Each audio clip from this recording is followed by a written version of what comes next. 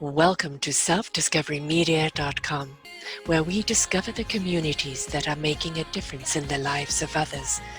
Our self-discovery is something we are all making on our life's journey. Here you will find the people that will be your guidance, that will be your inspiration, that will be there for you in support on your journey of life. Do enjoy. Our next show is... Good morning, good afternoon, and good evening. Welcome back to another show, Choose Positive Living, right here on selfdiscoverymedia.com. I'm your host, Sarah Troy, and my guest is Jonathan Jakubowski. I hope I pronounced that right. Did it. Bill, I did. Score.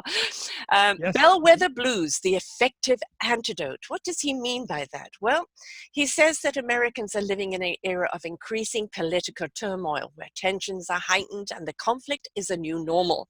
Having grown up in this environment, he says, millennials know nothing different. Their experiences have driven them towards disillusionment, frustration with the political norm. In some, they have caught a case of the Bellwether Blues. The resulting skepticism has brought out out the worst in those who engage in the political dialogue, only adding fuel to the fire.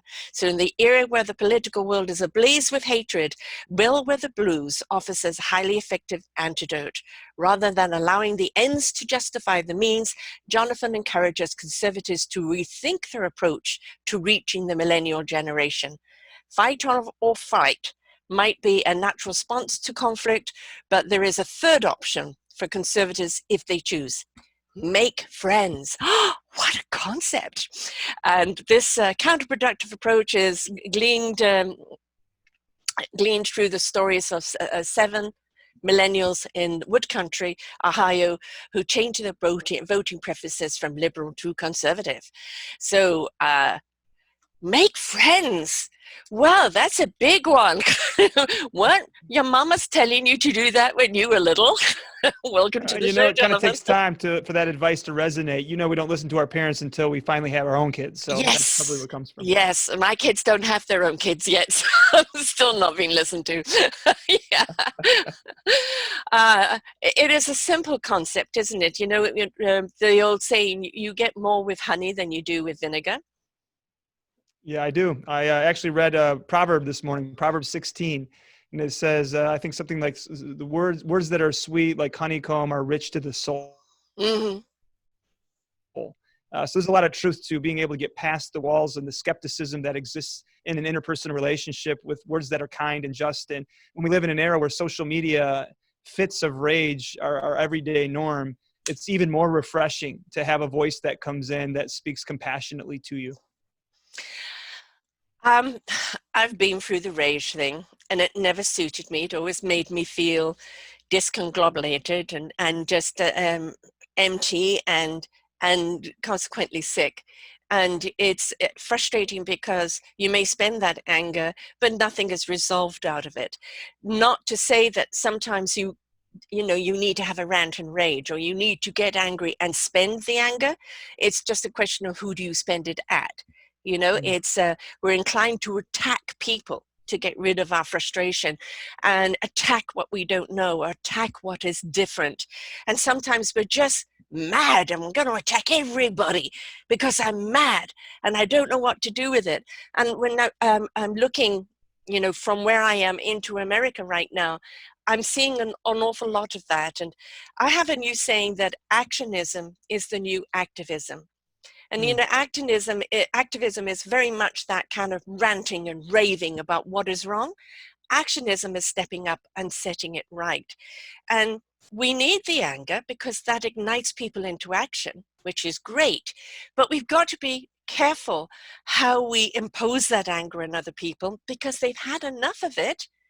And they would rather that you be inspirational and invitational to your cause or to what needs to change, rather than this rant and raving. How do you feel about that? Yeah, I think I agree. I had not heard that before. Actionism versus activism. It's mine. Hey, way to go. Way to go, Sarah. That's impressive. Well, I would say this. I found myself sitting in Paris. I was on a business trip and I was writing the edits to one of the last chapters of Bellwether Blues. And I was right in front of the Arc de Triomphe on Champs-Élysées. It was an incredible place to write this chapter, and I was making a comparison between the French Revolution of 1789 and the American Revolution of 1776. Mm-hmm. And there's some stark differences between that. And the French Revolution was very much mob mentality. It was Mm-hmm. activism to the ends of letting anything go. And a Mm-hmm. lot of thousands, tens of thousands of people had their heads chopped off because there was no coordination. There were no principles or values that undergirded that movement. Whereas the American Revolution of 1776 was tied to this document that you see behind me, the Declaration of Independence. And the words in it were recognizing that our rights come from a higher source, that no Parliament, no Congress, no Supreme Court is able to take those rights away from us because they come from God. Yeah. And there's some beautiful lines that maybe some of your listeners have heard, that we hold these truths to be self-evident, that all men are created equal, that they have been endowed by their Creator with certain unalienable rights, and that among these are life, liberty, and the pursuit of happiness. Mm-hmm. So those are just a few small words from a document that is in many ways glorious and inspirational. And I'm afraid that much of the American electorate, much of my generation, millennials and younger, we've found ourselves in a position where we become so skeptical and disillusioned that we don't know where to turn. And that turns into blind activism, tearing down statutes, going after people that we don't even know. We don't know what they represent or what they stand for. So I like the way that you've clarified activism versus actionism. And I would also use that to contrast the 1789 French Revolution and the 1776 American Revolution. Mm. Yes, all right. There are statues that we put up there and in revere, and then we look at what they stand for. But instead of tearing them down, how about replaque them, right? And an education. This person got their fame and glory through this, and this action is no longer accepted. And then perhaps put beside it a statue of liberty in some way, of freedom, of unison, and show the difference. Tearing down history only repeats history because nobody's got any reference. But putting history aside, where we are today or where we should be today, gives people a reference of understanding what was and what is now. And I feel that by destroying history, we're going to repeat it. What do you feel? Yeah, anarchy is what we're seeing in these streets and in these corners where we're pulling these statues down. And anarchy leads to totalitarianism. Yes. And we don't need to look further than many of the nations that have suffered from totalitarian regimes that have blindly made might as right. Mm-hmm. And when might makes right, you have a majoritarian approach to government, which leads to the abolishment of rights for many innocent victims and innocent populations, people that don't have a voice. They're the ones that are ultimately the ones that will most suffer from it. And you look at Venezuela. I use France, but Venezuela. The first thing that the Hugo Chavez movement did was they tore down the statues of history. Mm-hmm. And they rewrote history according to their narrative. Mm-hmm. Well, what followed was a massive movement where their power came into play, and they took over the legislature, and then they began to take away the rights of the people. They began to take over all of the free enterprises. They began to integrate forced speech on their people. They began to take away weapons from those that disagreed with them.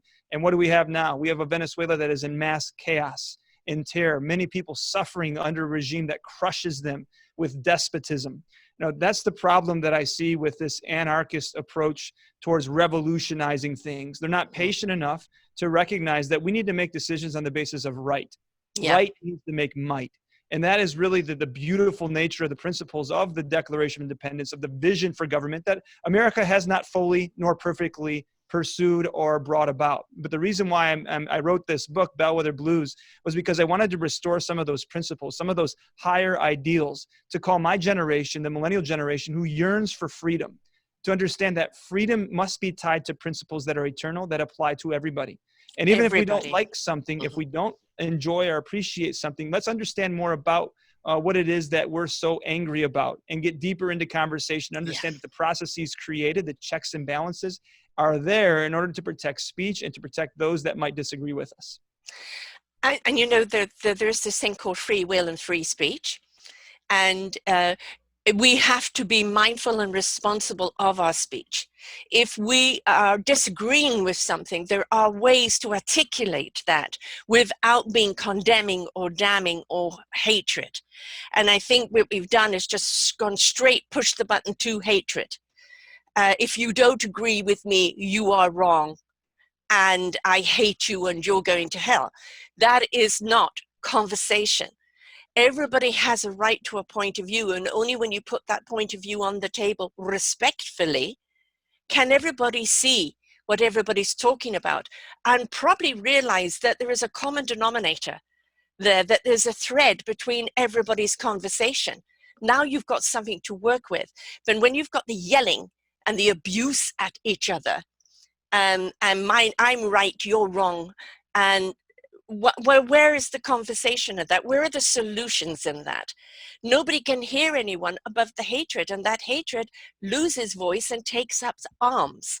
And so we have to be very, very mindful, again, back how we use our anger. You can stand up for something that is right. Look at the Me Too movement, look at the environment, look at Black Lives Matter. I would actually change it, might get criticism here, but to Black Rights Matter, because all lives matter. Doesn't matter what color you're in, but Black rights matter, as all human rights matter.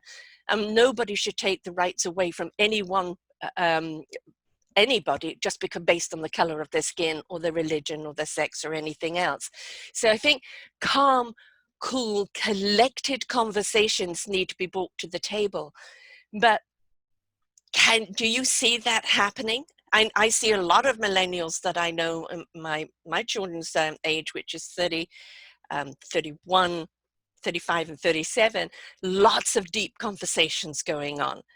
But are we seeing them manifest into anything?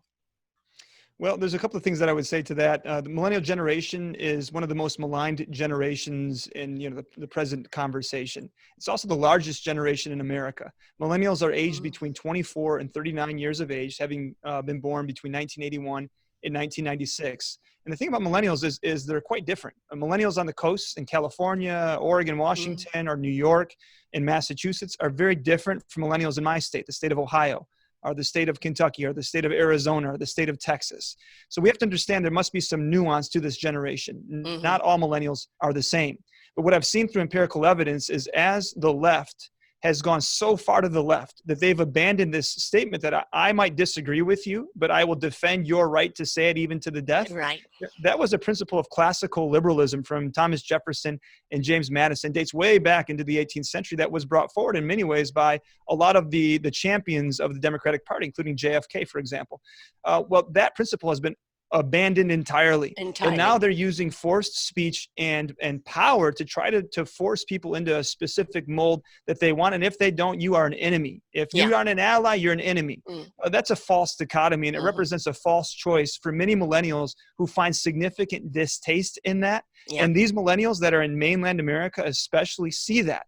And they're bothered by it, and they're frustrated by it. And while they can't yet stomach maybe the ideas of voting for conservative principles because of the way they've been raised their entire lives and their Twitter feed and their Facebook feed, what MSNBC says, that's the job of conservatives, to use persuasive conversation to win them over. And as I looked at stories in my county, which is a swing county, Wood County, Ohio, one of 59 counties in the entire country, in the entire nation of America, that really decide what the president looks like. We are that perennial county where every time that we vote, 2000, 2004, 2008, 12, 16, we go with the president. So essentially, I'm in the county, in the state, that will decide the president.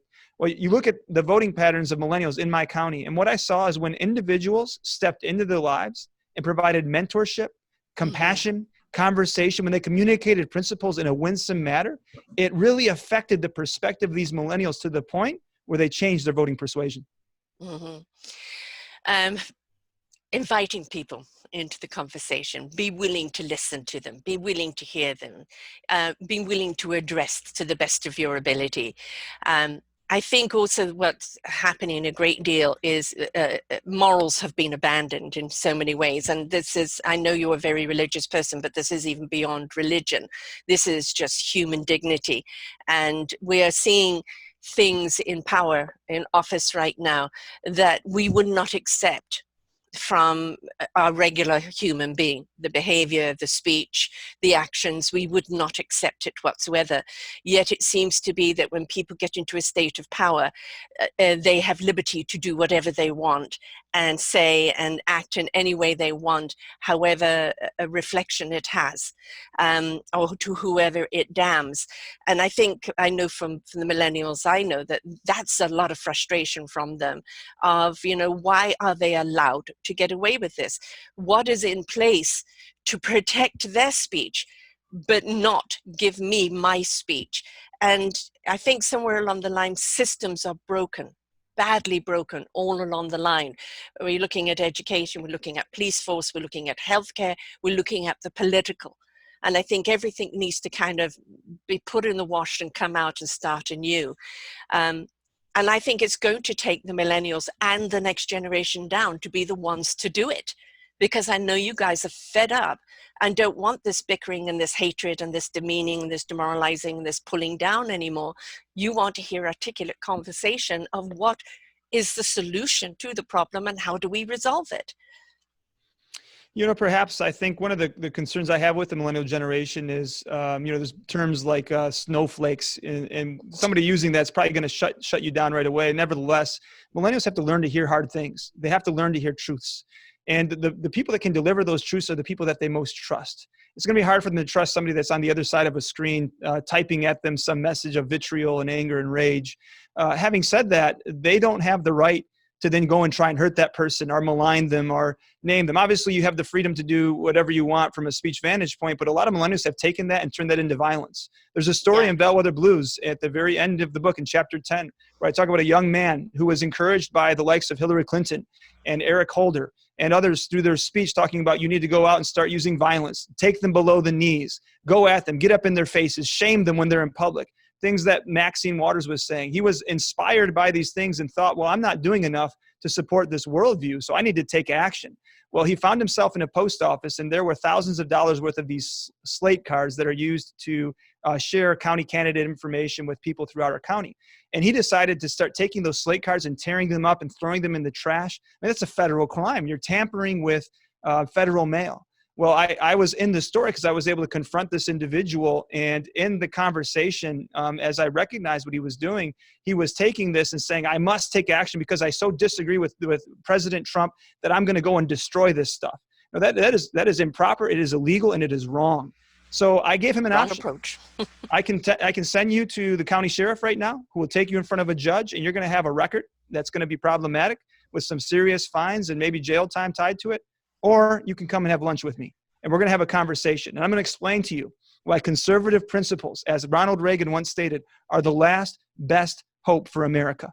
And these principles of life, liberty, the pursuit of happiness, tied to this golden triangle of freedom of faith and family, virtue, freedom, these things together, lived out through policies, will allow your generation and generations to follow to live a life that many of our ancestors have been able to live, and to spread those out to the masses of people that have not maybe been able to embrace those opportunities. That's what free enterprise leads to, as opposed to socialism. Well, we had a 2-hour-long conversation, and I learned so much about this individual, and he learned a whole lot about history that he never knew. He had no idea that the Republican Party was formed in 1854 to abolish slavery. That was the purpose of the founding of the party. Now, things like that really enlighten individuals that have an entirely different worldview that's been framed by an agenda that comes deeply from the left, from an animus and from totalitarian approaches to speech.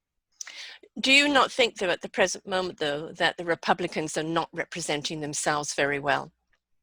So I think that there's a challenge. We in many ways are shooting ourselves in the foot, and just some of the examples of maybe how we communicate. But I think one of the challenges that we have is we're facing this world of fake news. We live in a postmodern era, and there are many forces that are seeking to guide speech to their specific agenda. The New York Times, CNN. So the fake news is a real thing. I have no doubt about that. The misinformation that is out there is problematic. Now, many would argue, well, you look at Fox News. Well, that's the only example they have. They have a Fox News example. Well, where's the rest? Where's the rest of those truth speakers that are out there? So one of the things that I've seen is conservatives have adopted the truth-telling side of the equation, which we have to. We have to share the truth. We must share the truth at all costs. but I think we can do it more gracefully. I think we Yeah. can do it tactfully. I think we can do it in an engaging manner. And that's why Bellwether Blues is really written to the Mr. and Mrs. Conservative sitting at home asking, what can I do for the younger generations? What can I do for my nation to help persuade them? Because I'm very concerned about the direction this nation is headed as I look at that generation, the values that they believe in and stand for. And I think through those conversations, we have a chance as Republicans to be more effective at communicating why our principles represent that last best hope that Ronald Reagan spoke about. And one of the things I would just say, Sarah, if you don't mind, as I look at the way that messaging from the party's standpoint has been brought forward in the last decade or 2 decades, it's been very problematic because we talk about the rich business owner, the guy that has lots of money, why tax cuts might help him employ people. Well, millennials are incredibly compassionate, many millennials, and they've taken, for example, they take jobs with pay cuts because they have a vision for being part of a cause. They also value freedom, but the messaging of Republicans has lacked this recognition of combining those two. Rather than talking about the business owner, I want to talk about the single mom in the inner city who is fighting for her life, who has overcome a minimum wage job to become a manager of a franchise and is raising her children to break those bonds, the chains of multi-generational poverty. And she can only do it through free enterprise, because long-term welfare, socialism, it's going to destroy the future for those kids. That is the way we go about communicating. Yeah. Yes. Giving everybody an opportunity. We're seeing most certainly an imbalance. Absolutely. And, I think what COVID has done at the present moment, by the way, for the CNN, I have a saying, they take a pimple and make it into a volcanic eruption. So something that really isn't very important or is just minuscule suddenly is this eruption of mistruths and hysteria, because I think fear sells. It keeps everybody in control and it stops people thinking for themselves. But I think what COVID has done at the present moment has shown us who really are the true heroes. And, for so long it's being the big CEOs of this company and that company, or, high political people, and people are meant to be, that is what you're meant to revere. That is what you're meant to aspire to. And yet here, who have been the people that have saved us during this time period? The janitors, the grocery workers, the truck drivers, the forefront medical people who are not getting even the tools that they need in order to do the work and are dropping like flies themselves. We're seeing all the people that are there every day working on minimum wage, out there putting themselves at risk to provide food for us, safety for us, transportation for us, and everything else for us. We've seen for so long such an imbalance, and I think that COVID has been a gift for us in many ways to re-look at where are the heroes, where are the people that we should be paying attention to. Teachers, how many people having homeschooled their own kids now saying, I worship teachers, and we're underpaying them. So I think there's a shift happening at the present moment of how we are valuing people, how we are valuing different jobs, how we are being grateful for what we do have, because only when things are taken away do we step into gratitude for what we have. And it's a really good lesson right now. How are you seeing this transpire at the moment? Well, I think you have a really good point. Looking at one of the stories in Bellwether Blues, it's a guy named Aaron Lawrence who grew up in inner city Cleveland. And while I was on an airplane coming back home and I was editing his chapter, I was just thinking about how much of an amazing dad he had. He was one of the few kids, the only person he knew in his entire high school of his friends, his peer group, that had a dad in the home. He lived in a very rough area in Cleveland, Ohio, with a lot of crime and violence and gangs. And his dad was a major influence on his life, and you can just see that through his story. Well, I received a text when I stepped off of the plane that Mr. Lawrence had died. And I thought to myself, wow, what an amazing legacy this man has left. His son and future generations are going to be able to look back at his example of bravery and heroism, which is the mundane things of life, being a dad and stepping into your children's lives and sacrificing. It is that Aaron forever, he's not going to look to some superhero, some politician, some business owner as his hero. He's going to look at his dad. And he's going to say, my dad is the one that set the path for me.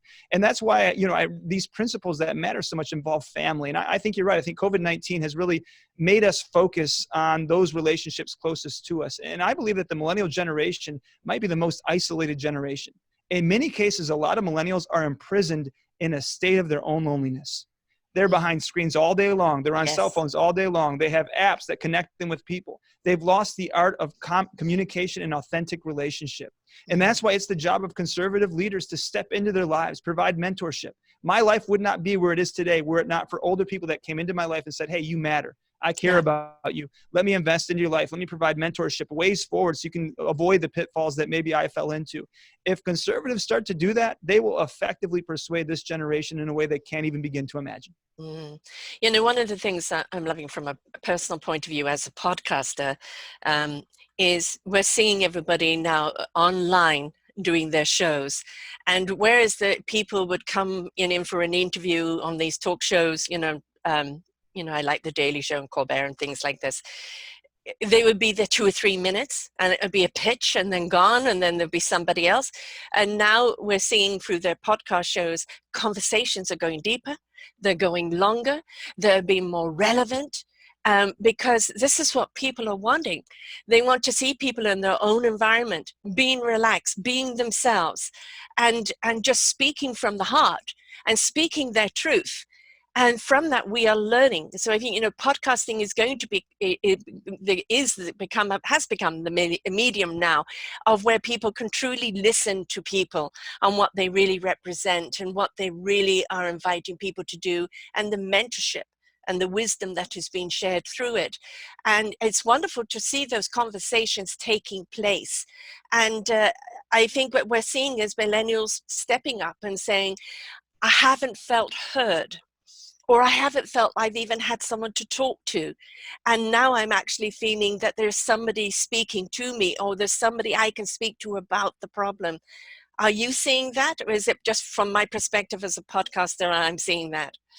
I think you have a very important perspective, Sarah. And I do think that deeper conversation matters, whether you're listening to a podcast or in personal communication. I would just say that I think I'd love to see that podcasting become personal in terms of a human relationship and an interaction.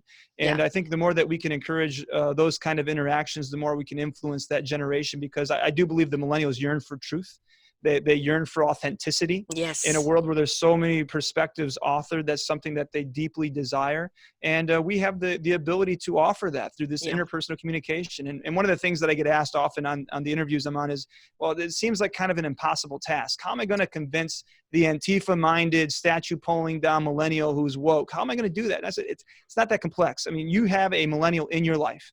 A grandson, a granddaughter, a niece, a nephew, a neighbor. There's a millennial in your life who desperately needs you to step into their life. Yeah. And as you build that relationship, and to your point, Sarah, as you listen very well, if you can be you-centered leadership is about beginning the conversation with listening. If I can listen in the first conversation, the second come back, more questions and more listening, that third conversation, they're going to want to hear you. They're going to hear what you have to say because they see that you value them.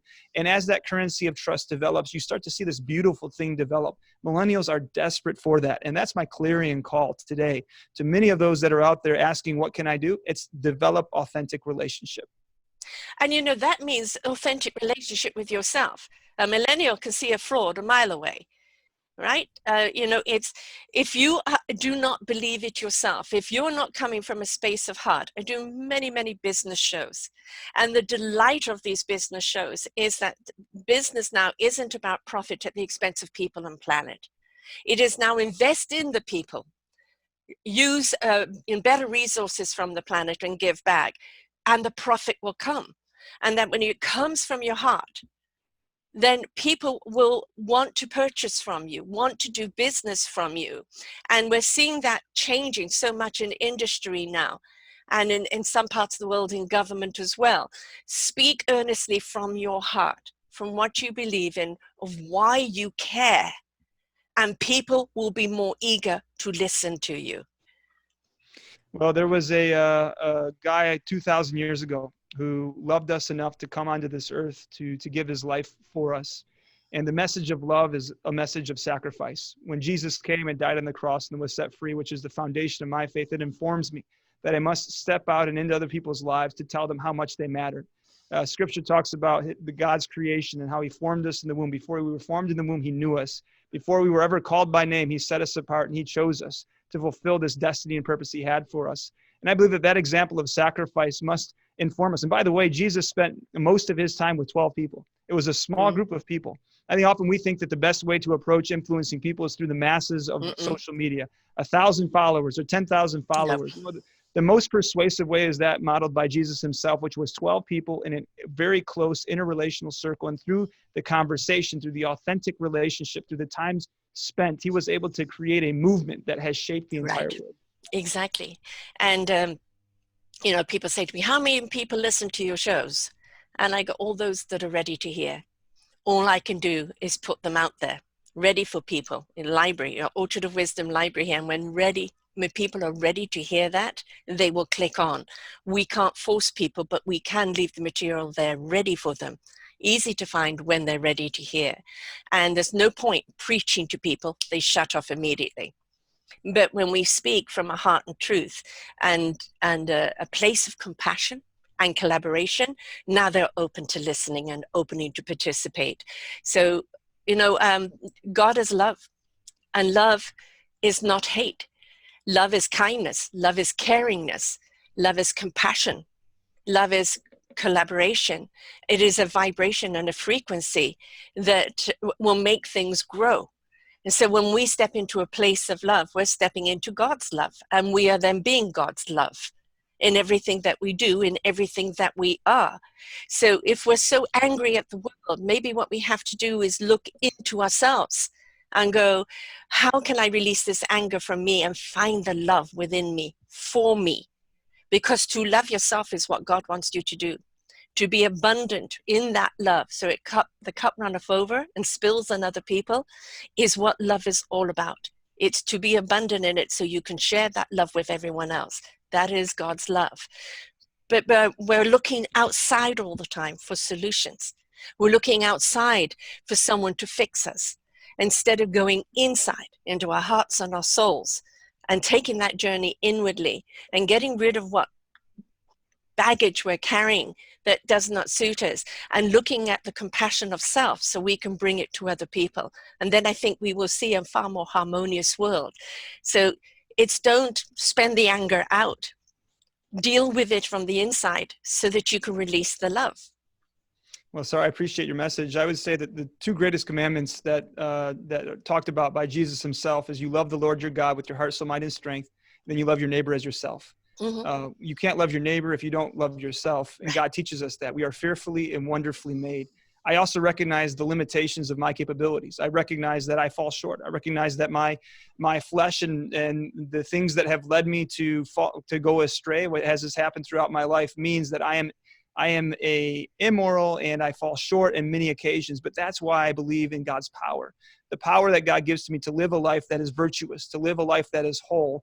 And if you look at this from a public policy vantage point, even for those that don't believe in God, even for those that don't believe in Judeo-Christian values, one of the most amazing things about the history of America was this combination between faith, virtue, and freedom. It's called the golden triangle of freedom. There was a thing called the Great Awakening that happened in the 18th century. That Great Awakening led many people to recognize that their sinful state could not be solved by their own stepping into virtue. They needed to accept the forgiveness of Christ and then be set free. And that recognition changed them from the inside out. And they became a virtuous population. The virtue followed faith. Many people that were faith-filled also lived lives of virtue. Well, as we know, freedom can only come when you have, which freedom is essentially less government. The bigger the government, the more limited the individual freedom, right? The smaller the government, the bigger the individual freedom. The larger the government, the smaller the individual freedom. So that balance meant that as people followed the law and abided by the law, we needed less government regulation to step in to solve all of the issues. Right. So the combination between those three things mattered significantly, and it's something that we need to restore in America. We want to see an awakening, a transformation of soul. Yes. People that follow, that aren't out there to kill their neighbors or to steal their homes or to use tyranny and power and anarchy to solve these issues. We need to see a restoration of virtues and values and a family and combination of family. As that grows and as virtue grows, then that allows us to have freedom, and freedom is what millennials yearn for. Right. And, and to recognize that we are not all the same. We are different colors, we're different faiths, we're different sexes, we've come from different economic backgrounds, but that doesn't make us any less than. And if we do step into love, it doesn't matter under which dominion, for God is love, and God is also freedom.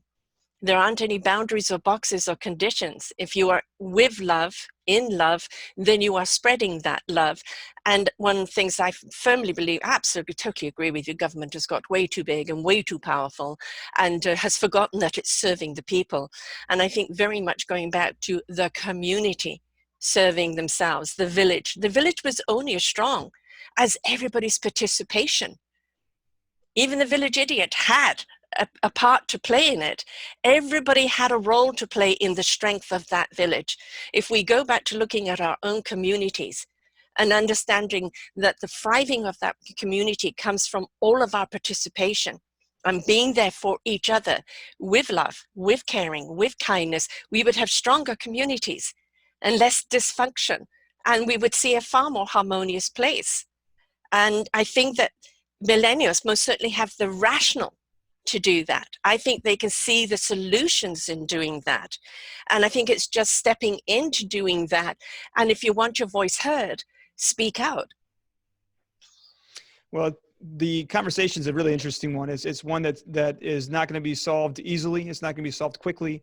But I do believe throughout the course of history that where the Christian faith has flourished, that usually has meant incredible freedom, an increase in freedom, especially in America. The American version of freedom really came from this ethic and belief that because all men are created equal, all men, women, to your point, all races, that because we have these ideals that are there, we have set the tone for how we need to live our lives. And as we follow the pursuit of those ideals, we're able to express that freedom and spread it out throughout any community that rises up. And I think the foundation of that is what is kind of cracked and challenged. And that's why I talk about that golden triangle of freedom. Yeah. We have to restore that and understand that in the process of so doing, I think we'll see a great impact in the millennial generation to come.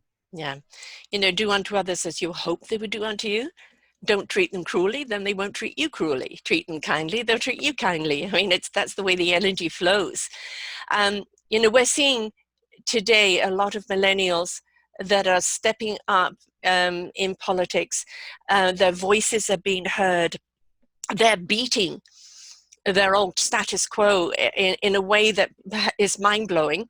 And we're seeing a lot of women step up, and there's a lot of common sense to them. And I think for a long time, we've lost that common sense. We've lost that, the ego stepped in and just became so big, it lost its understanding of what it was here for. And a lot of common sense needs to be brought back to the table. And from the millennials that I've spoken to, yes, they speak common sense, they speak what they feel, but as I said, they're still looking at that way to place action. What would be your invitation to millennials right now in stepping up and being part of that solution? Because they are our future leaders. Right now, at the age group in the 30s, you are our leaders for the next generation. So what would be your invitation to them right now in stepping up and being part of that solution? Well, I think the first thing is to pursue truth. I think to your point, common sense, you can't have common sense unless you have a foundation of truth and understanding what truth is. And I think so many millennials have not gone on that pursuit. They haven't pursued an understanding of the foundation of America. They haven't read the biographies of those individuals that made these incredible sacrifices to bring things forward. They haven't read the Frederick Douglasses of the world, the speeches that he gave. They haven't been able to admire many of the historical figures that have led us to have an incredible nation with incredible benevolence. And at the same time, they haven't read the stories of those that made wrong decisions. As human beings, there's right and there's wrong, and our stories are filled with it. We haven't been able to understand that fully. So to any millennial out there that's considering running for office, the first thing I think they need to understand is why do you believe what you believe? What's your why? What's the conviction that goes into it? You need to understand the answer of what is the role of government. And there's a deeper philosophical foundation that must be answered even before you can get to that point. The other thing I would say is we now live in this era where generationalism has become the norm. And because I'm young and because I'm told I'm going to lead, I don't need the opinion of the older generations. Right. These divides that have been created have really separated us from the truth. Many older generations have common sense. The members of the older generation have lived lives where they've made decisions, they've made mistakes, they've made the right decisions where they've won. That set of knowledge is critical for younger generations to understand. And I've found in my life the brilliance of those that have sacrificed much, that have lived the years ahead of me, have walked the long miles of relationship over the course of their lives. They have tremendous knowledge that they can apply to me. So coming at it humbly, understanding your why, understanding the deeper sense of what truth is and what the purpose of government is. Those are all things that I think need to be exercised before one decides to lead others. Yeah, exactly. The ability to lead yourself for a start. Um, you know, a good leader will inspire other leadership. It's not about one leader leading and lording over people. It's about inspiring that leadership in other people. And, you know, it's all very well having somebody that may be a good speaker, but when it comes down to it, people don't want to just hear the speeches anymore. They want to see what is the action. How can I be a part of it? What can I implement? Because I think we've gone way beyond kind of just speeches. We're wanting solutions. And, you know, right now, America especially is in a state of, you know, of anger, and we're seeing more movements going up. And I'm starting a movement myself of all children's lives matter, having done many a show on the forgotten children, that I think if we invest in our children, the families, you know, as you said, one father in a neighborhood where no fathers were, if we help families stay together, help them raise their own children, help them have the ability to earn an income and a house over their heads where they can really utterly invest in their families, we're going to see more of that community become stable. And instead of throwing away the key, and 70% of people incarcerated are foster children. Again, the system is broken. How do we go about to putting it back together? And I think first is the awareness. We do need to speak to the awareness. We do need to speak to what is wrong, but you can't speak to what is wrong without posing a solution of how to put it right, because now that's the invitation for people to join you in putting it right. So if you're a millennial, speak up. Don't hide behind the phone. You know, don't just text it to a friend. Form a group, form a meetup, start the conversation. What can you do? How can you participate? How can you get your point of view put across? What other point of views can influence you? It's actionism. Well, you know, I think we can look to history and a few examples of cases where the nation was headed to a situation of total despair. But we can look at England's example, for example, in the 18th century. Over 25%, one out of every 4 single women in England and London was a prostitute. Mm-hmm. The moral decay of London in this era and England at large was decrepit. There was a lot of vigilante justice, a lot of anarchy. There was an entire movement for upheaval, for the removal of authority. They were headed on a path that was similar to that of France, that France would ultimately follow with the 1789 revolution. But there was one man named William Wilberforce. And William Wilberforce dedicated his life after the acceptance of Christ. He had a change of perspective that transformed him. He dedicated his life to 2 things. One was the abolition of slavery, because he recognized that all are created equal in the sight of God. The second thing was he wanted to see a moral revolution that would transform England, to bring back morals that would allow people to have family, strong family bonds, that would eliminate that statistic that I talked about with single ladies. And he dedicated 40 years of his life in Parliament to see that happen. And what occurs, not just through his efforts, but also through the efforts of the Wesley brothers with the Great Awakening, there was a transformation of heart and soul in England. And they say one story, Wesley would be out there speaking, and they had all these tens of thousands of coal miners, and they would send pamphlets down these coal shafts. And all these thousands of coal miners would come out into these open fields. And because the church at that time had rejected the Wesleys from preaching because they weren't tied to the state established church, that's where they would go. They would do field preaching. And as these tens of thousands of coal miners would sit there and listen to their words, their faces black with soot, they said they knew that the awakening had taken England by force when the thousands of these black-faced coal miners began to cry. The tears reaching their hearts, and their faces turned white as a result of the tears. They said that's when they knew England was changed and transformed, and that led England into a new era, the Victorian era, which would transform much of England's moral decay and would lead to the abolition of slavery, the first nation to do so. So I look at that example and I ask, what can we repeat from the good things that have occurred throughout history? What can we look at when we see what Wilberforce did in the public arena and in the arena where there were people out there asking questions about how to be engaged? Well, he brought them back to the foundation of truth. He brought them back to the recognition that we have a purpose in life, and that purpose in life is not to be destroyed by totalitarian authority. It's not to be pursued through anarchy, through the tearing down of statutes, through the ruining of people's lives. There's a better way. Yeah, there is. So when are you running for president? I am not running for president, and I think it's in your nor do I future. plan to. Well, you're I very mean, kind to say that, you're Sarah. a politician I would prefer to listen to. It's I'm we humbled need by that. somebody somebody who is articulate, somebody who is most certainly passionate about what you do, and somebody whose calling is unicism. You want to bring people back to unicism, whether it is through the Christian faith or just through the love of God, whatever their God may be, but back to unison as, the human family. And I can hear that in you. And if anybody could talk to the millennials, you can. So step into public office. Well, one of the things that I believe, back to my proverb this morning, Proverbs 16, it says, though a man plans his way in his heart, the Lord establishes his steps. And by the Oh way, gosh, yes. that Yeah. is that to me is it's a significant verse. I want to commit my ways unto the Lord, and I want to do that with others. I have a group of men that I fast with. I played football at Bowling Green State University, and a bunch of my teammates are from they're Black Americans from inner city communities. So we decided, when we saw the injustices that had been occurring over time, and the questions around how do we transform America, and the deeper concerns throughout our cities, we said, that the best way to go about something that is not been broken but is millennia old is to really do something about it that goes beyond a simple statement, Yeah. beyond a social media post. Let's step into fasting where we are causing ourselves physical pain and standing before God and asking him to step into this situation and to transform our nation.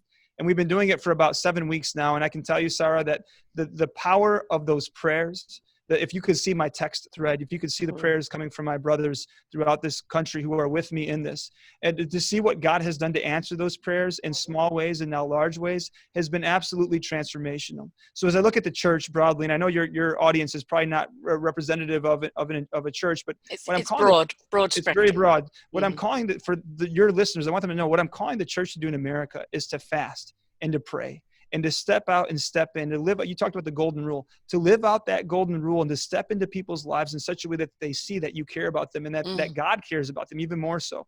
And I think through that process of tearing down the walls that have been built through society, intentionally and unintentionally, I really believe that there can be transformation. And I think one of the goals is to see men like William Wilberforce, women that have recognized the virtues of life, of motherhood, who have made tremendous investments, stepping into these positions of office and saying, hey, I want to be a servant. Let me be a servant, because the greatest amongst us is going to be the servant. Let the greatest among you, let him or her be called your servant. So if we can have leaders that step in with that mentality of servant leadership, I think it's going to make a pretty tremendous impact on people's lives. I do have a little problem with the word servant, because servant very often means doing something that is dictated over, but to be of service, I feel, is of free will and is of our calling. That's just coming from Fair me. enough. Yeah, fair And, enough. It doesn't matter what faith we are. It's believing in a higher power. And, through the fasting that you're doing, or whichever way you want to do it, you're connecting. You're connecting to God, you're opening up those channels, and you are doing this wonderful big word called allowing. And when we step out of selves and we kind of give it up to the higher source and say, this is what I would love to see. This is the picture I would love to see, but I am open to receiving of how to paint it. And I am allowing you to direct me and use me in whichever way you want me to do that. We have lived our life so much through manuals or through somebody else's doctrine, through expectations, through dictation, that we've stopped taking accountability for ourselves, or we never had it in the first place. And this inside out journey of connecting with our soul, our heart, and our spirit, our God, and trusting and looking at ourselves as beautiful, imperfect gems. Because nobody is perfect. Everything is imperfect. That's what makes you unique. Our experiences is what gives us the tools and the skills in order to move forward, in order to be able to help someone else, coming from that place of knowingness.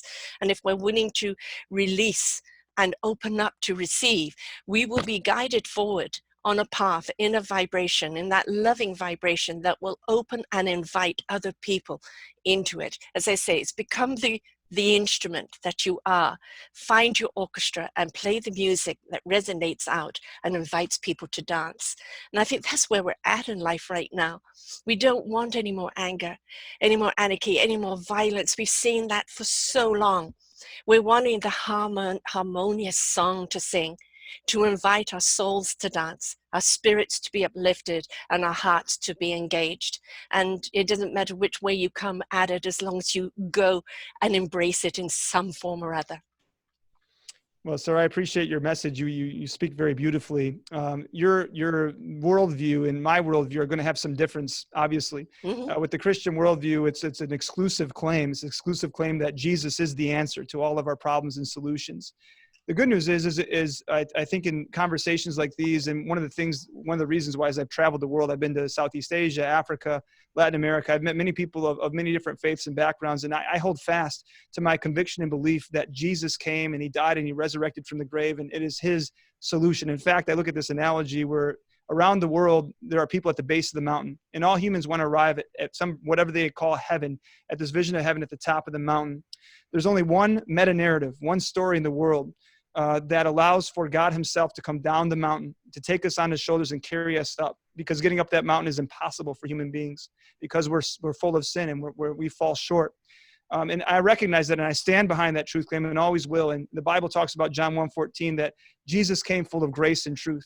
So it's my duty to share the truth and not to back down from it, because I so strongly recognize that that is the foundation of my life, the foundation of absolute truth. I believe in absolutes, I definitively do, but also to share it with grace. And when we come at it from a public sector vantage point, a pluralistic society can only flourish when free will is offered. Exactly. So even for those that disagree with me, I'm fighting for their right to believe what they believe in. But as I note in Bellwether Blues, there's three different common types of government. Obviously, there's been varied nuances to it. But one is those nations that have been covenanted with God, and that's a theocracy. Think of Iran, modern day Iran, or think of Israel of the past, where for you to be a participating member of this nation, you must believe in the faith that is espoused by the constitution of that nation. Right. And if you don't believe that, then you can't be a part of society, and you're rejected, maybe killed or imprisoned. The other nation is those nations that are covenanted without God.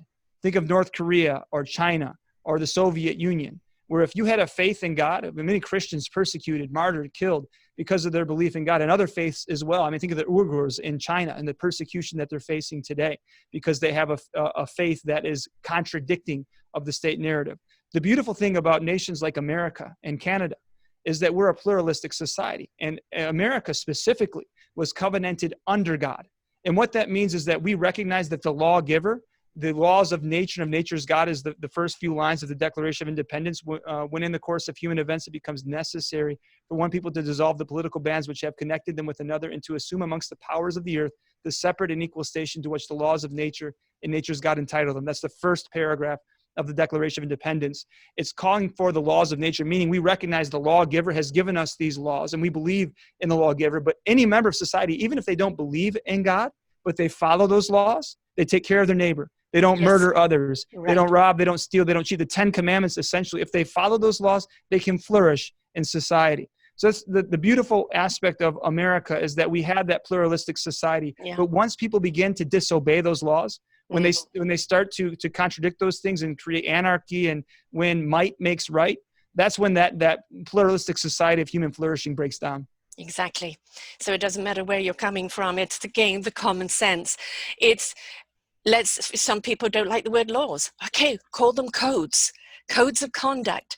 They're common sense. It is, if you hurt your neighbor, you're only hurting yourself. You've got to realize whenever you're hurting someone else, you are ultimately hurting yourself. Do unto others as you would have them do unto you. I don't want anyone to hurt me, so why am I going to go around hurting anyone else?